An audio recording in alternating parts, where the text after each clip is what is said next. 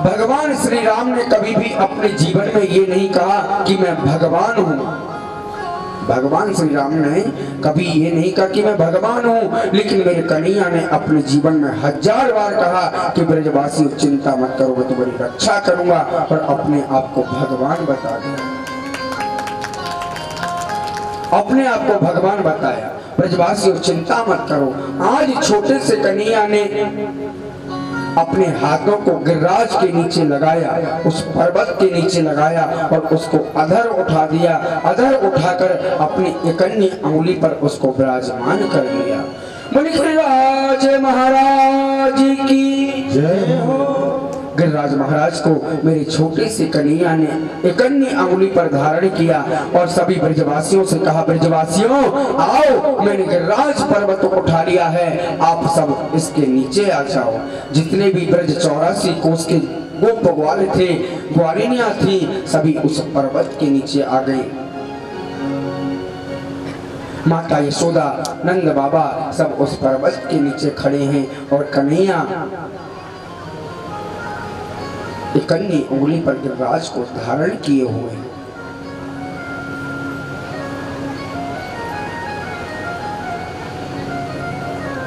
आज सभी ब्रजवासी कन्हैया की ओर टकटकी लगाकर देखते रहे, टकटकी लगाकर देख रहे हैं।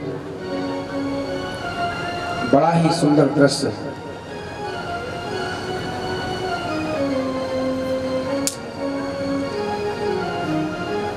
कन्हैया ने गिरिराज पर्वत को सप्त दिन सप्त रात्रि तक अपनी अंगुली पर धारण किया। कम से कम 4-5 दिन हो गए। क्या 4-5 दिन हो गए गिरिराज पर्वत को अपनी अंगुली पर धारण किए हुए। तो ग्वालों ने कहा, ब्रजवासियों ने कहा, लाला तू 4-5 दिन से लगातार या गिरिराज पर्वत को धारण किए भयो है, अब तू हट जा, थोड़ा विश्राम कर ले, थोड़ा आराम कर ले, और हम जा पर्वत को संभाल लेंगे। कन्हैया बोले, देखो ब्रजवासियों,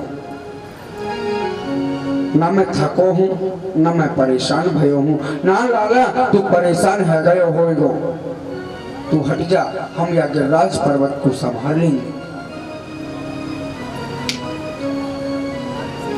अब जैसे ही कन्हैया ब्रजवासी नहीं माने तो कन्हैया ने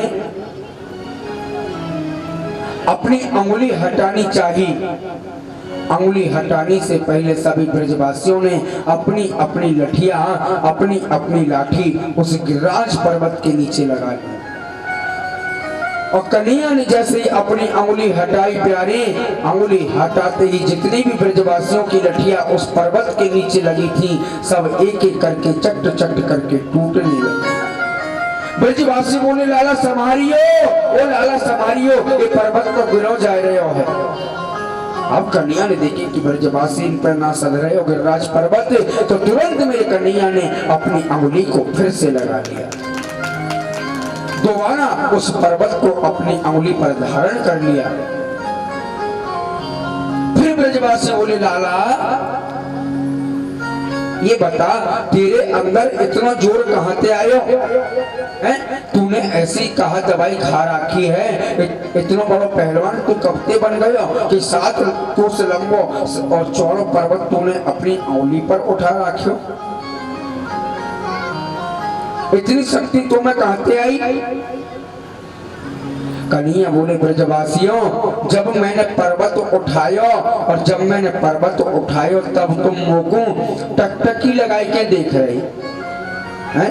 टकटकी लगाई के जब तुम मोको देखने लगे तो मैंने तुम्हारी जितनी भी शक्ति है सब अपने अंदर ले ली। सो मुंह में इतनी ताकत बढ़ गई। ब्रजवासी बोले, अच्छा लाला, पहले तो तुम माखन चुरायो करतो, अब तो हमारी शक्ति भी चुरावे लग गयो। कन्हैया बोले, और सुनो ब्रजवासियों, कछु माखने को पल बढ़ो, कछु गोपिनी करी सहाय, श्री राधा जो की कृपा सो मैंने गिरवर लियो उठा।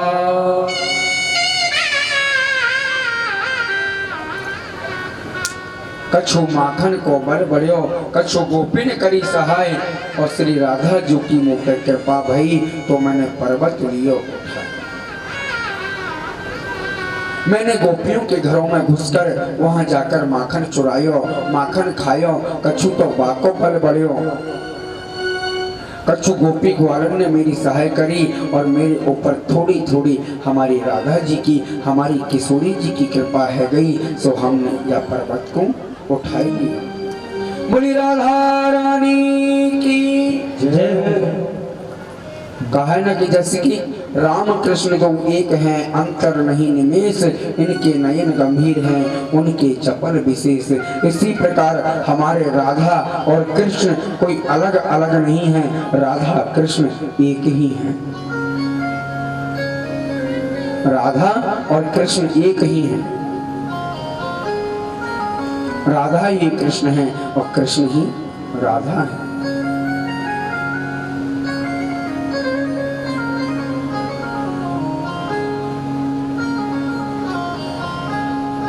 बड़ी जोर की बारिश हो रही है, बारिश रुकने का नाम नहीं लेती।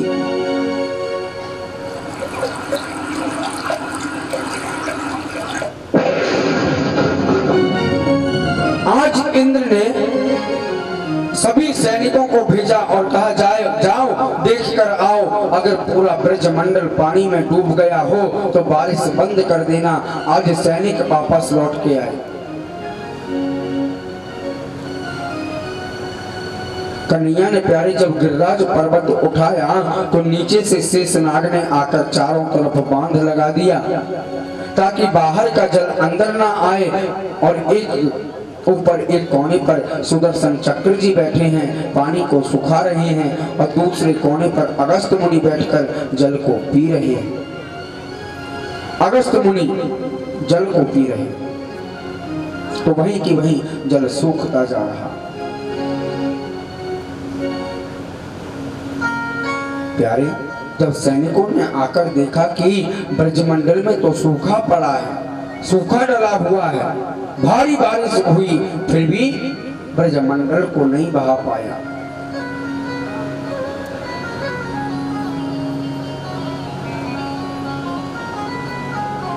क्यों? क्योंकि जितने भी ब्रजवासी थे सभी ब्रजवासियों ने कन्हैया की शरण ली, कन्हैया को अपना माना, और कन्हैया ने उन ब्रजवासियों की रक्षा की। इसी प्रकार कोई व्यक्ति प्रभु की शरण लेता है, उनकी चरण शरण ग्रहण करता है, तो उनके जीवन में कभी कोई कष्ट, कभी कोई दुख नहीं आता।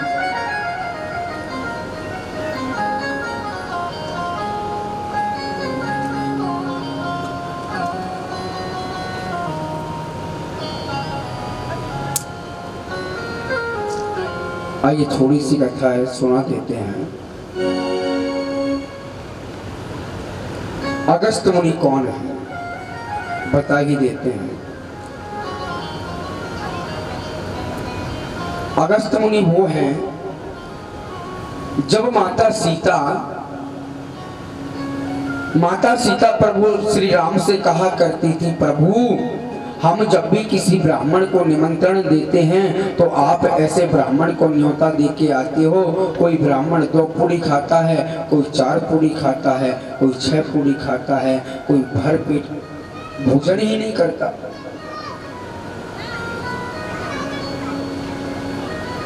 है? कोई भर पेट भोजन नहीं करता। तो राम जी ने सोचा कि ठीक है देवी, आज हम आपकी मनोकामना पूरी करेंगे, आपकी इच्छा पूरी करेंगे। आज प्रभु श्री राम जी ने अगस्त मुनि जी को न्योता दे दिया, महाराज आज का निमंत्रण आपका हमारे यहाँ है, आज का भोजन आप हमारे यहाँ करें। न्योता स्वीकार किया।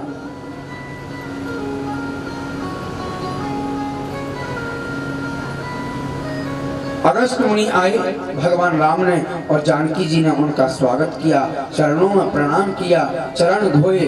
राम जी बोले महाराज आज का भोजन आप यहीं करें। आज अगस्त मुनि कहते हैं महाराज इच्छा तो नहीं है भोजन करने की, लेकिन आज आप कहते हो तो चलो ठीक है, थोड़ा बहुत कर ही लेते हैं।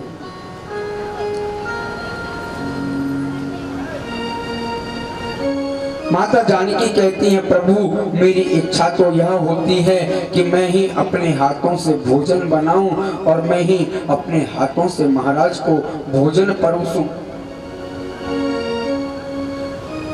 राम जी कहते हैं ठीक है देवी, जैसी आपकी इच्छा हो वैसा करो।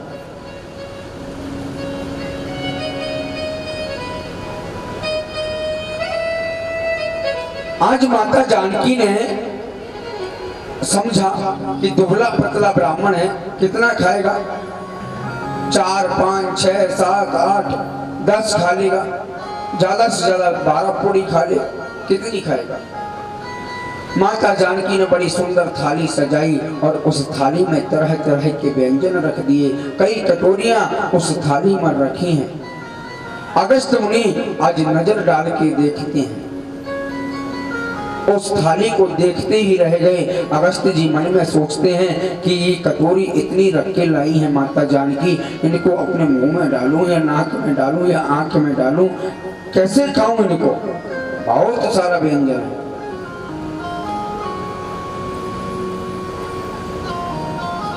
आज माता जानकी जी ने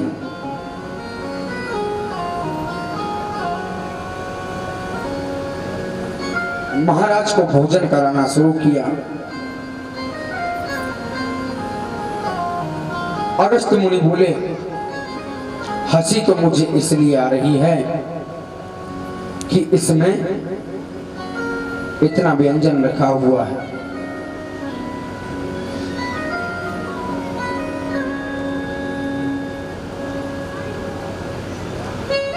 माता जानकी बार बार अगस्त मुनि को पूछती है महाराज और क्या चाहिए, महाराज और क्या लाऊं।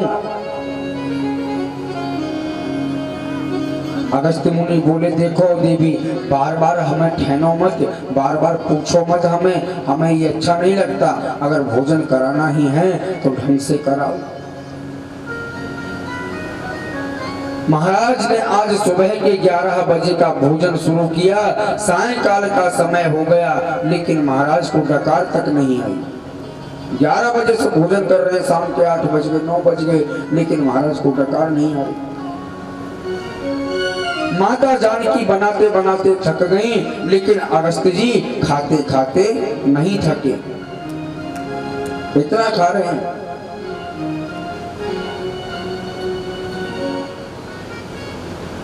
जानकी जी ने कम से कम ये मान लो 1 बार 2 बार 3 बार 4 बार कम से कम 10 बार अपना आटा गूंद लिया, 10 बार आटा गूंद लिया और गूंदती जा रही है।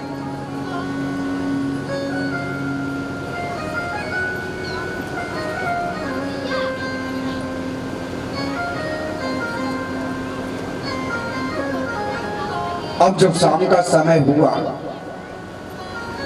तो माता जानकी ने फिर पूछ लिया प्रभु और तो नहीं चाहिए कुछ।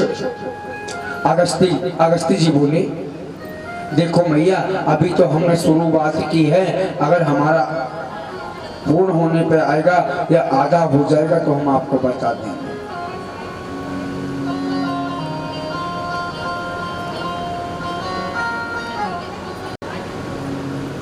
जानकी जी ने कहा नहीं बाबा सुनिए, आप प्रेम से भोजन पाओ, मैं अभी आती हूं।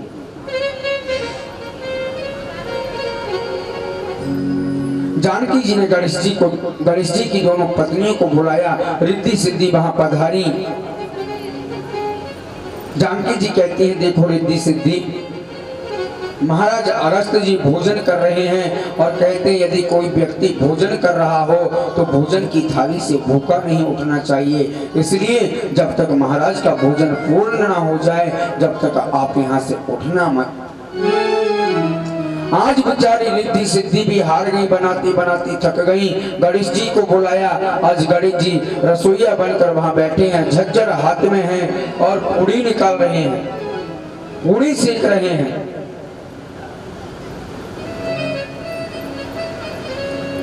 सारे भंडारे खोल दिए प्यारे। रिद्धि सिद्धि नवनिधि सब मिलकर पूरी बेल रही हैं और महाराज अगस्त्य को बड़े प्रेम से भोजन करा रहे हैं। महाराज अगस्त्य जी का बिना विश्राम गति के भोजन चल रहा है।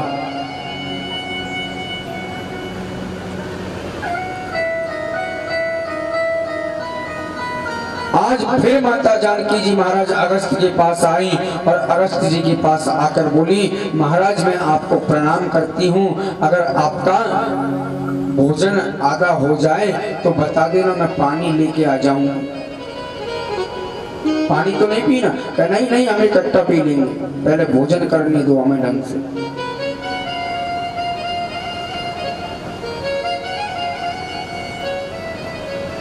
महाराज का भोजन चल रहा है बिना विश्राम गति के। सायंकाल के समय, शाम के समय जब भगवान प्रभु श्री राघवेंद्र वापस लौट के आए,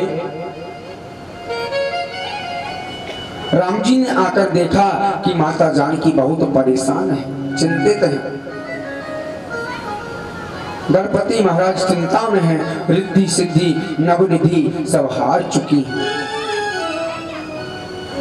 आज मैया जानकी को गुस्सा आई और गुस्सा में राम जी से बोली, सुनो महाराज, आज तो तुम ऐसा ब्राह्मण लेके आ गए हो, लेकिन ऐसा ब्राह्मण आगे से मेरे घर मत लेके आ जाना। राम जी बोले, देवी क्या हुआ, इतनी गुस्सा क्यों हो रही हो? कि कुछ नहीं, मैंने तो समझा था कि दुबला पतला ब्राह्मण है, 2-4 पूड़ी खाएगा उठ जाएगा, लेकिन इसे तो कम से कम 5-6 दिन लगातार हो गए, इनका पेट ही नहीं भरता। और भी पूछते हैं तो और कहते हैं कि अभी हमारा आधा नहीं हुआ।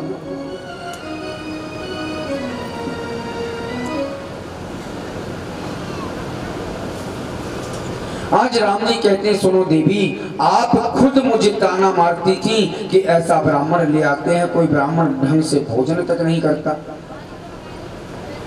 इसलिए आपने बोला तो मैं इस ब्राह्मण को न्योता दे के आया, और न्योता दे के आया तो ये ब्राह्मण हमारे घर आ गया।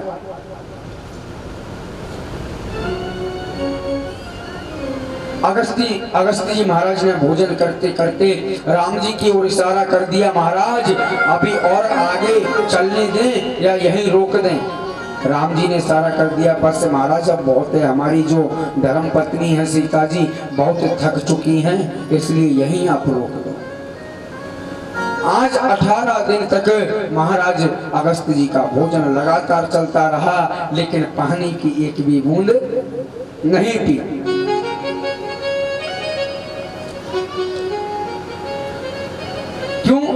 क्योंकि राम जी और अगस्त्य जी दोनों की आंखों में ही इशारे में बात चल रही थी।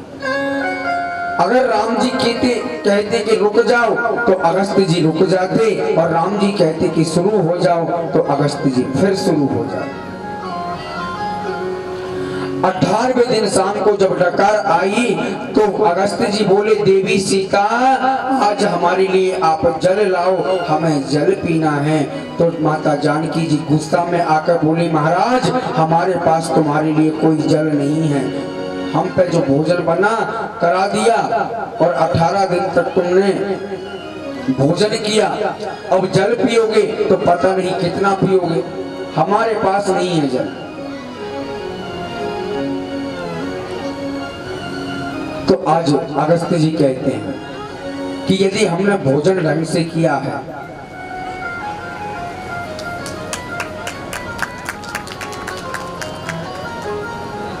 आज हमने भोजन ढंग से किया है तो पानी भी हम ढंग से ही पीते हैं।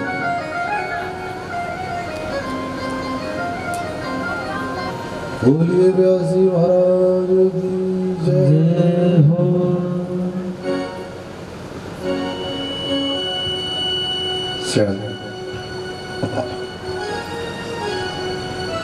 आज महाराज की पानी की व्यवस्था नहीं हो पा रही, राम जी बोले एक काम करिए आप तो, महाराज आप तो संत हैं और संत तो ऐसे भी होते हैं कि एक युग में भोजन करें और दूसरे युग में पानी पिएं, इसलिए महाराज आगे जो द्वापर युग आएगा और द्वापर युग में जब मैं गिरिराज पर्वत उठाऊंगा और गिरिराज पर्वत उठाऊंगा तब बड़ी बड़ी जोर की बारिश होगी और वहां आकर आप अपना जल ग्रहण करना। इसलिए अगस्त जी एक जगह बैठकर पानी पी रहे हैं और सुदर्शन जी उस पानी को सुखा रहे हैं। श्री शेषनाग नीचे चारों ओर बांध लगाए हुए हैं। इंद्र को पता चला कि ये तो मेरे भगवान हैं। इंद्र ने जब मेघमालाओं को भेजा बारिश के लिए, ब्रजमंडल को डुबाना चाहा और जब भगवान की लीला को देखा तो आज इंद्र पहचान गया कि ये तो मेरे भगवान स्वयं श्री राम हैं, भगवान स्वयं श्री कृष्ण हैं। इंद्र ने आकर प्रभु के चरणों में प्रणाम किया। विशोध्वसत्वं तव धाम शांतम तपोमयं ध्वस्तरजतस्तमस्करम् मायामयोऽयं गुणसम्प्रवाहो न विद्यते ते ग्रहणानुबन्धः।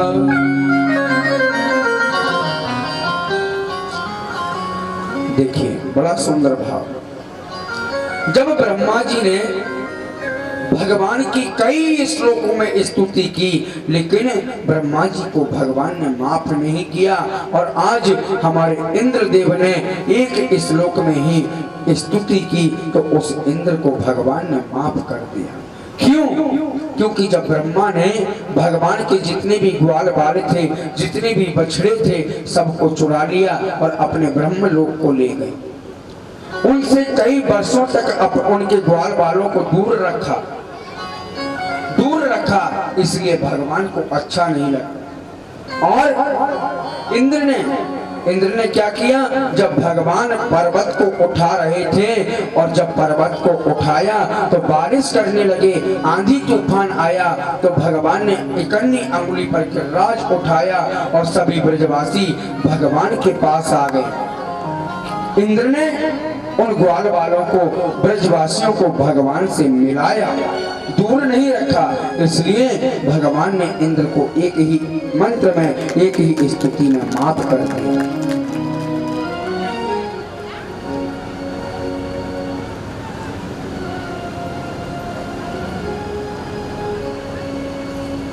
बोले गिरिराज महाराज की जय हो। ऐसो को उदार जग माही, बिन सेवा जो द्रवहि दीन पर, राम सरिस को नाही। तो आइए बड़े सुंदर भाव से गाते हो। उनक पे लीनो धारे कन्हैया मेरो बारो, उनक पे लीनो धारे कन्हैया मेरो बारो, उनक पे लीनो धारे कन्हैया मेरो बारो, उनक पे लीनो धारे कन्हैया मेरो बारो, कन्हैया मेरो बारो, सावरिया मेरो बारो, कन्हैया मेरो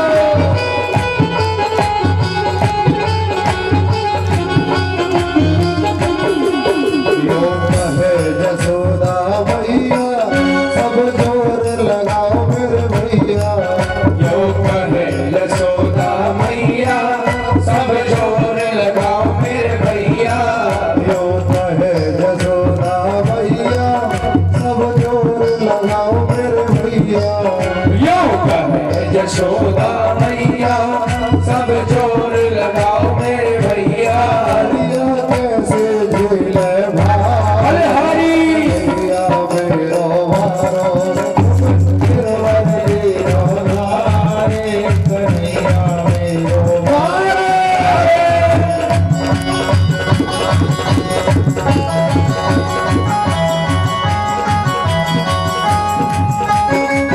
हरी बोल।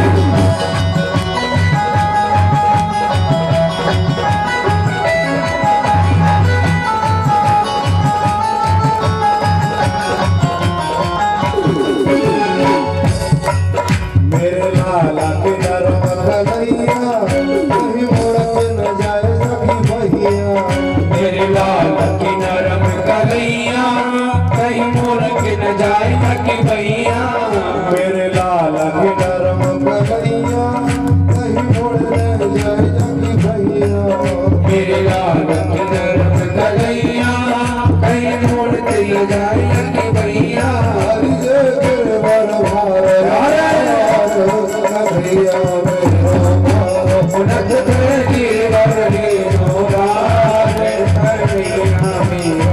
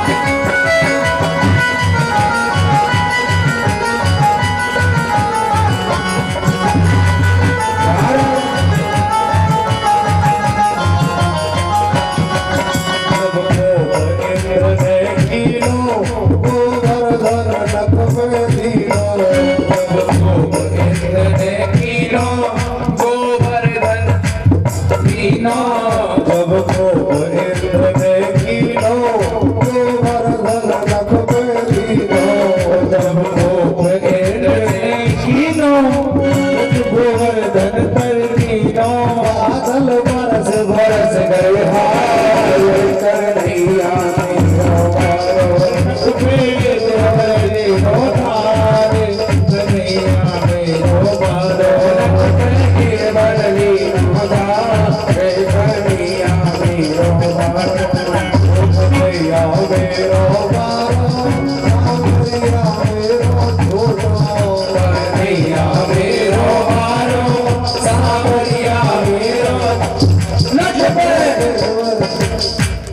दोनों हाथ उठाते हो ऐसे नहीं, कंजूसी बिल्कुल नहीं। नके पे गिरवर हीरो धार कन्हैया मेरो मारो नके पे गिरवर हीरो धार कन्हैया मेरो नके पे गिरवर हीरो धार कन्हैया मेरो बता तेरी लोक से नारी है गोवर्धन महाराज जटा तेरे तीन लोक से नारी है गोवर्धन महाराज जटा तेरे तीन लोक से नारी है गोवर्धन महाराज जटा तेरे तीन लोक से नारी है गोवर्धन महाराज हमारे प्रभु गोवर्धन महाराज प्रभु गोवर्धन महाराज हमारे प्रभु गोवर्धन महाराज हमारे प्रभु गोवर्धन महाराज सदा तेरी तीन लोक से नारी है गोवर्धन महाराज सदा तेरी तीन लोक से नारी है गोवर्धन महाराज। अरे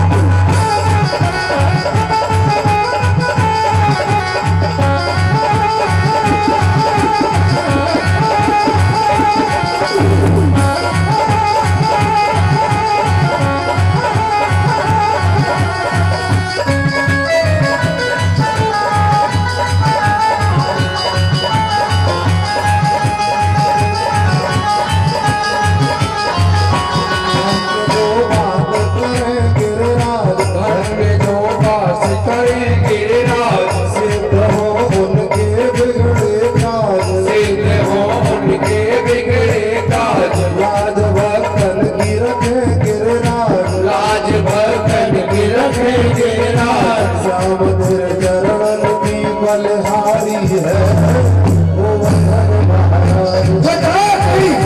लोक से न्यारी है गोवर्धन महाराज। हमारे प्रभु गोवर्धन महाराज, हमारे प्रभु गोवर्धन महाराज, हमारे प्रभु गोवर्धन महाराज, हमारे प्रभु गोवर्धन महाराज। सदा तेरी जय, सदा तेरी जय, घटा तेरी लोक से न्यारी है, गोवर्धन महाराज। सदा तेरी लोक से न्यारी है गोवर्धन महाराज। लोक से न्यारी है, सदा तेरी लोक से न्यारी है गोवर्धन महाराज। सदा तेरी लोक से न्यारी है गोवर्धन महाराज।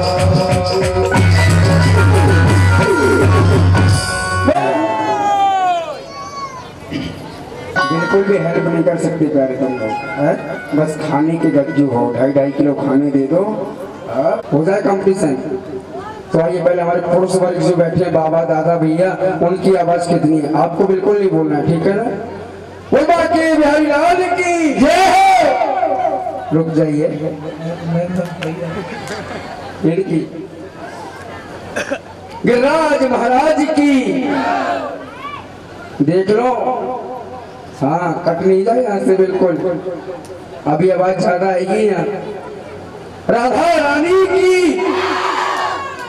वो तो पता है कि हाँ महिला वर्ग हरा सकते हैं, कभी नहीं जीत सकता इंसान महिला वर्ग से।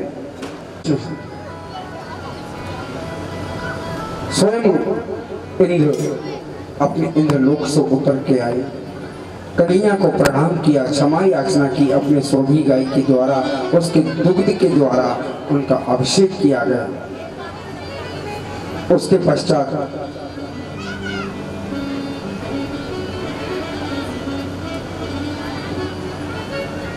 भगवान से प्रार्थना की, बड़ी सुंदर श्लोक।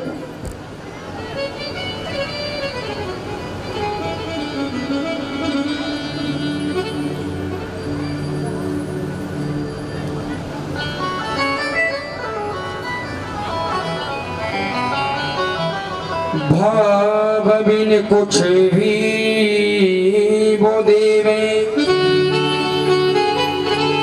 मैं कभी लेता नहीं। भाव से एक फूल भी दे वो मुझे स्वीकार है।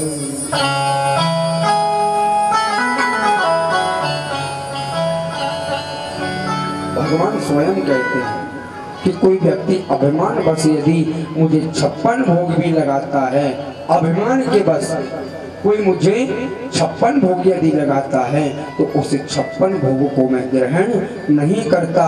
और यदि कोई मुझे प्रेम से एक पुष्प अर्पण करता है उसे मैं स्वीकार कर लेता हूँ। इसलिए ब्रह्मा जी ने कई श्लोकों में स्तुति की, माफ नहीं किया, और महाराज इंद्र ने एक ही श्लोक में प्रभु को मना लिया।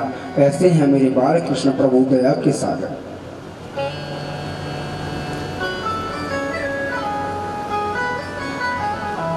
कन्हैया बड़े हो, सुंदर सरल भाव। कन्हैया कहते हैं भक्त हमारे पग धरे वहाँ धरूं मैं हाथ, सदा संग लागत फिरूं कबहू न छोड़ूं हाथ। उन भक्तों के साथ मैं सदा लड़ता हूँ, उनका कभी मैं हाथ नहीं छोड़ता, जो सदैव मुझे ध्याते रहते, मुझे मनाते रहते।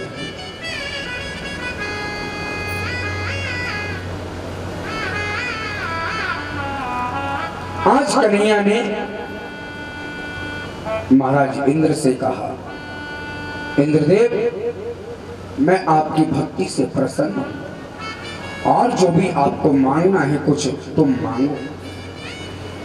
महाराज इंद्र कहते हैं, प्रभु मैं क्या मांगू, मुझे कुछ नहीं चाहिए, बस मुझे तो इतना ही वरदान दे दो कि मैं आपकी चरण शरण में लग जाऊं, आपकी सेवा में लग जाऊं और आपकी इस गोवर्धन की तलहटी में मैं सदैव वास करूं। लगी मन आस करूं ब्रजवास, तलहटी गोवर्धन की मैं।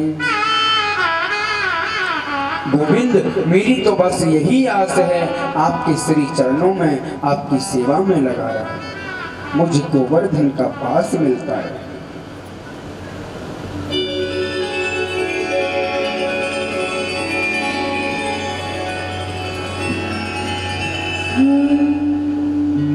मुझे आपके चरणों की सेवा मिलती रहे।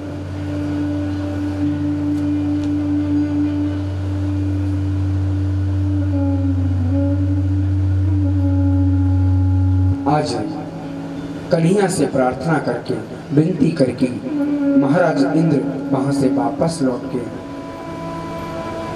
प्रभु की सेवा में लग गए, प्रभु का चिंतन करने लगे। कृष्ण दर्शन तो देंगे कभी ना कभी, कृष्ण दर्शन तो देंगे कभी ना कभी, ऐसा विश्वास मन में जगाते चलो, कृष्ण गोविंद गोविंद गाते चलो। प्यारे कन्हैया का कीर्तन करो, भजन करो, कभी ना कभी तो उनका दर्शन अवश्य होगा।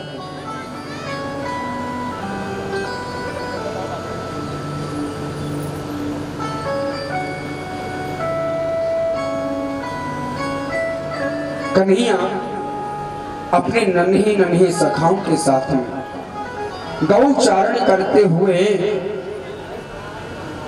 जंगल में पहुंचे और वहां जाकर एक वृक्ष के नीचे बैठे हैं। कृष्ण बलराम दोनों भैया गौचारण करने के लिए गए और उनके साथ में कई उनके सखा भी हैं, कई मित्र भी हैं।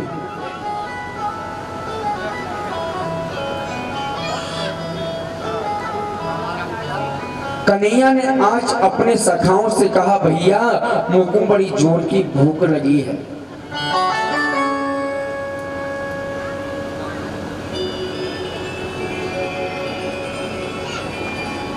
और जितने भी कन्हैया के सखा थे वो भी बोले, लाला तो कोई अकेले को भूख नहीं लग रही, हम सबन को भूख लग रही है।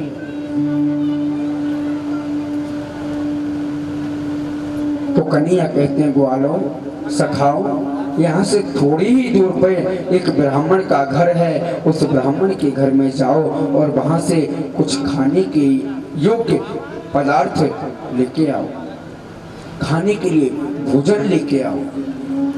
छोटे छोटे नन्हे सखा जा रहे हैं और जो हमारे यज्ञ आचार्य थे, पंडित जी थे, यज्ञ मंडप में बैठे हुए हैं, यज्ञ कर रहे हैं, आहुति डाल रहे हैं। ध्यान दीजिएगा, बड़ी सुंदर कथा है, क्योंकि जो आपका ध्यान है ना, एक दूसरे के मुखमंडलों पे जा रहा है, एक दूसरे के मुख देख रहे हो, हैं? आपस में वार्तालाप कर रहे हो। देख लो चश्मा वाली मैया चंदन लगाइए, मैया से थपक थुआ बातें बात कर रही हैं दोनों। हाँ, सब जगह CCTV कैमरा लगे हुए हमारे। कम वार्तालाप करो प्यारे, ये तुम्हारी कथा है ना, घर की गृहस्थी की कथा घर में कर लियो करो। हाँ, 24 घंटा को टाइम तुम्हारे पास में रहे, कथा में 2-4-5 घंटा ना दे पावे, बस यही मुझे आदत। बेकार लगती कि कोई व्यक्ति वार्तालाप करता है, फिर हमें डिस्टर्ब होता है और हम रुक जाते हैं, तो फिर हमारे पुरुष वर्ग कहते हैं महाराज जल्दी करो, जल्दी, समय हमारे पास नहीं है, कथा कम हुई है और जल्दी करो, समय बचा नहीं। और मन हमारा यहाँ आता है कि देखो कितनी वार्तालाप हो रही है, अब तो हमारे साइड हमने कह दिया है, तो इसलिए वार्तालाप कम करें, कथा का श्रवण करें। सभी ब्रजवासी सखा पंडित जी के घर गए और पंडित जी के घर में जैसे घुसने लगे, पंडित जी यज्ञ मंडप में यज्ञ कर रहे हैं, आहुति डाल रहे हैं। जैसे ही पंडित जी ने देखा कि सखा हमारे घर में घुसे जा रहे हैं, तो बीच यज्ञ में, बीच पूजा में बोल तो सकते नहीं है, ना आवाज लगा सकते, तो पंडित जी इशारे में आवाज लगा रहे हैं, कहाँ जा रहे हो, किसको, उन सखाओं को बोल रहे हैं, हमारे घर में कहाँ घुसे जा रहे हो, भागो यहाँ से। आज उन सखाओं को पंडित जी ने फटकार लगाई, सखा वहां से लौट के कन्हैया के पास चले। कन्हैया के पास जाकर बुरा सा मुंह लगाकर बनाकर खड़े हो गए। कन्हैया ने कही लाला का भयो, का बात है कि कछु ना, हम गए वहां तक और हम जैसे ही घर में घुस भी लग गए तो हमको भी पंडित जी ने टोका लगाई दियो और वहां तक फटकार लगाई के हमको भगाई भी दियो। कन्हैया बोले अरे बावड़े सखाओ, तुम भी बिल्कुल बावड़े हो, तुमको इतना ना पता हो कि जो मनुष्य प्रकृति के लोग होते हैं, पुरुष वर्ग होते हैं, वो बिल्कुल इतने कठोर होते हैं कि उनके सामने कोई बच्चा भी भूखा होता रहे तो बिल्कुल ध्यान नहीं देते। और जो हमारी माताएं इतनी होती हैं, इतनी सरल स्वभाव की होती हैं ना, यदि कोई व्यक्ति भूखा हो या किसी का बच्चा भूखा हो तो उसे तुरंत खाने के लिए दे देती हैं। इसलिए सखाओ अब की बार दोबारा जाओ तुम, और दोबारा जाकर यदि पंडित जी तुम्हें टोकें तो पंडित जी की बात मत सुनना, सीधे घर में घुसे चले जाना। अब सखा दोबारा गए, पंडित जी यज्ञ पर यज्ञ कर रहे हैं, आहुति डाल रहे हैं, स्वाहा स्वाहा स्वाहा करते जा रहे हैं।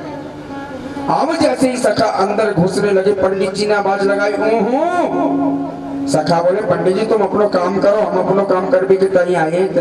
हाँ, सीधे सखा अंदर घुसे चले गए और मैया के पास जाके बोले मैया हमारे कृष्ण बलराम दोनों वन में गौ चारण करने के लिए आए हैं और उनको बड़ी जोर की भूख लगी है। जैसे ही उन पंडितानियों ने सुना कि हमारे कृष्ण बलराम आए हैं तो मैया बहुत खुशी हुई। मैया ने कहा लाला तुम थोड़ी देर बैठो और हम अपने कन्हैया और बलराम के लिए बड़ा सुंदर भोग बनाएंगी और हम खुद चलेंगी तुम्हारे साथ और अपने हाथों से कन्हैया को भोजन कराएंगे।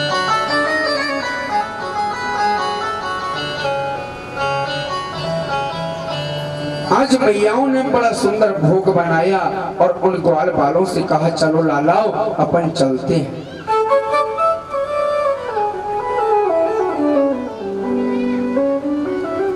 आज उन सखाओं को लेकर मैया वहां से चली।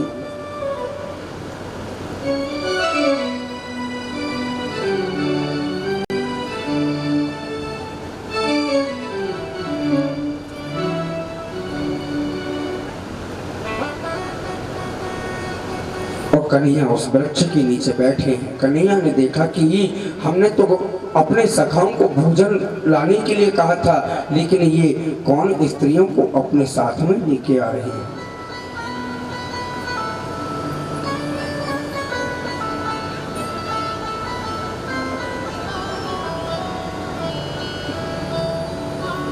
अब जब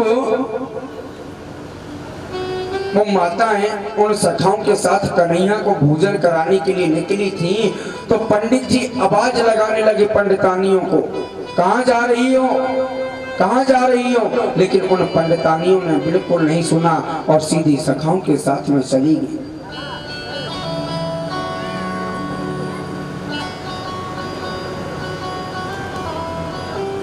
स्वागतम वो महाभागा दास्यातां करवाम किं यन्यो दिदृक्षया प्राप्त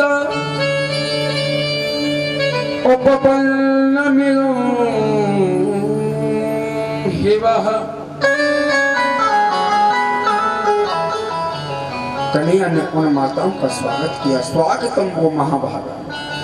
माताओं, आप मेरे पास खुद चल के आई हो, मैं आपका स्वागत करता हूं। बहुत सुंदर स्वागत किया।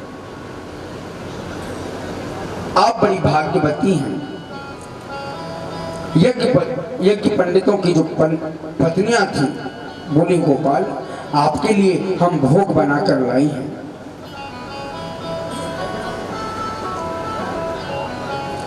आज खुद यज्ञ का भोक्ता, आज खुद भगवान स्वयं श्री नारायण उन माताओं की गोद में बैठकर भोजन पा रहे हैं, प्रसादी ग्रहण कर रहे हैं।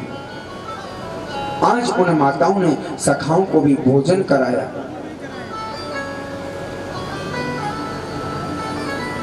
आज कन्हैया हाथ जोड़कर उन माताओं से बोले, माता, आप मेरे लिए सुंदर भोजन बना के लाई और मैंने उस भोजन को ग्रहण किया, और आज आपसे मैं हाथ जोड़कर प्रार्थना करता हूँ मैया, अब आप यहाँ से लौट जाओ, अपने अपने घर के लिए चली जाओ।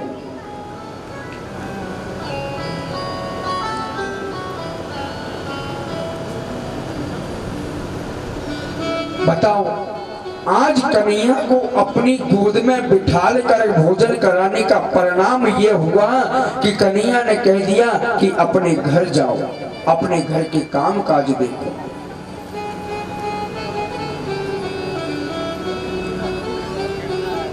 आज उन पत्नियों ने कहा, गोविंद, कन्हैया, जब हम अपने घर से आ रही थी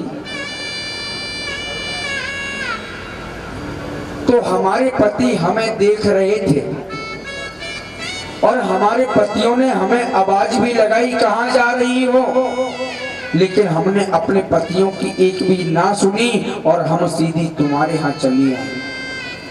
अगर कन्हैया हम अपने पतियों के यहाँ लौट के जाती हैं और घर वापस जाती हैं तो हमारे पति हमें घर में अंदर नहीं घुसने देंगे, हमें घर से बाहर निकाल देंगे।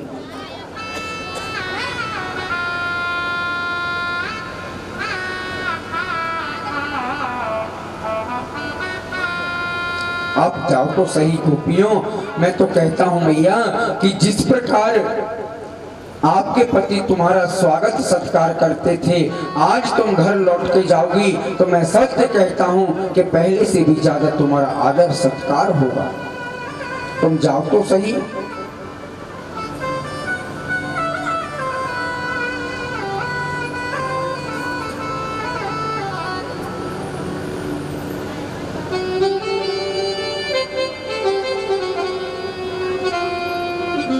आज मैया वहां से लौट के जा रही है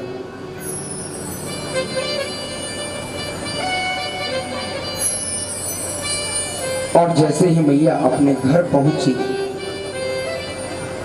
घर जाते ही जो उनके पति थे, उनके स्वामी उन पत्नियों के सामने हाथ जोड़कर खड़े हो गए और उनका आदर सत्कार करने लग गए, स्वागत करने लग गए।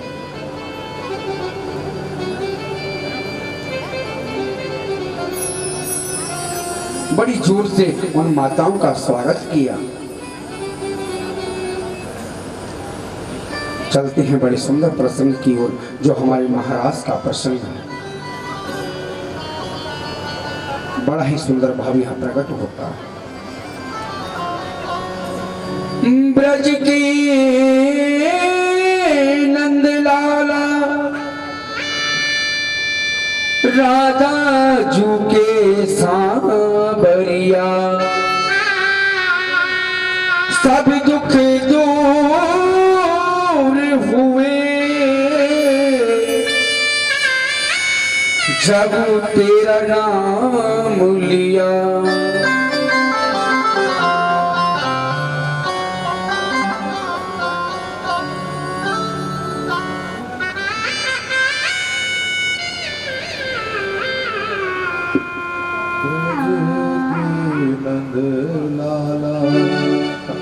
प्यारे, आज इतना सुंदर वर्णन यहाँ कर रहे हैं। रास का प्रसंग इतना पावन अद्भुत है। प्रथम सुमिर भागवत भक्त भगवत बानी, द्वितीय आराधे भक्ति व्यास नव भांति बखानी।